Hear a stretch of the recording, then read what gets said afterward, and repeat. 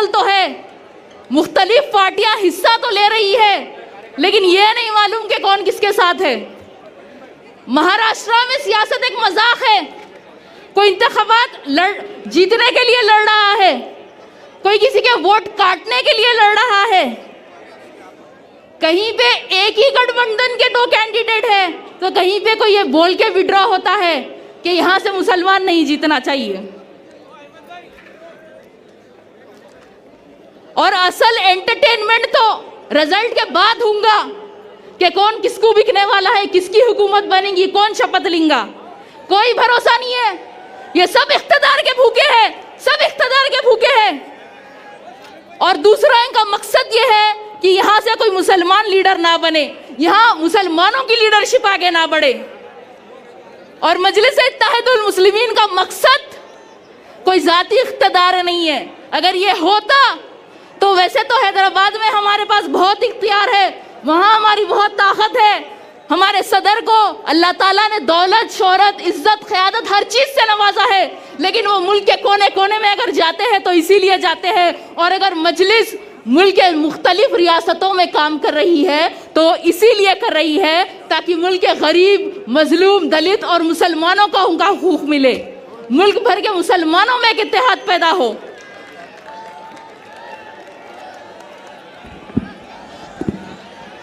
हम भारत के मुसलमानों को जगाने निकले हैं कि अब 75 साल से हम सियासत में वोट देने का तो काम कर रहे हैं, लेकिन अब हम खुद सियासतदान बनेंगे, हमारी खुद की सियासी क़यादत होगी, हम खुद एमएलए और एमपी बनकर असेंबली और पार्लियामेंट में जाकर हमारा हक हासिल करेंगे।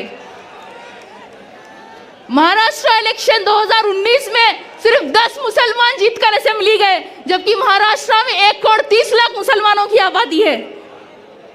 और फिर ये साल हुए लोकसभा इलेक्शन में किसी भी पार्टी ने पूरे महाराष्ट्र में से एक भी मुसलमान को टिकट नहीं दिया, सिर्फ एक इम्तियाज जलील साहब ठहरे थे और उनको भी सबने मिलकर हरा दिया। आज भारत में मुसलमानों की 14% आबादी है, लेकिन हमारे एमपी सिर्फ 4% है।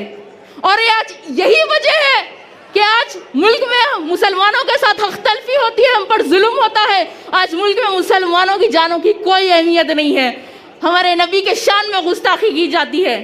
और आज अकेले नखीब मिल्लत असदुद्दीन ओवैसी साहब पार्लियामेंट में 20 करोड़ मुसलमानों की नुमाइंदगी करते हैं बेबाकी से।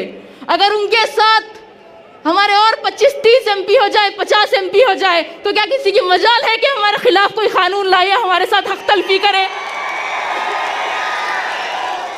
आज चंद्रा बाबू के कोई 14 एमपी, नीतीश कुमार के 12 एमपी की वजह से एनडीए की सरकार है। अरे ख्वाब बड़े देखो, ख्वाब देखोगे तो ही ख्वाब पूरे होंगे। हालात को नजर में रखते हुए हमें बुज़दिली और गुलामी का नहीं, बहादुरी का मुजाहरा करना होगा। अंजाम वफा क्या होगा सोचा नहीं करते, मोमिन कभी हालात से सौदा नहीं करते। ये हौसला सिखाया है दीन इस्लाम में, अगर सर सजदे में हो तो तलवार की परवाह नहीं करते।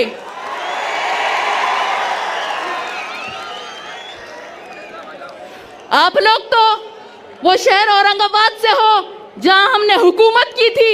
ये लोग बहुत सियासत खेलते हैं, संभाजी महाराज, औरंगजेब, संभाजी महाराज।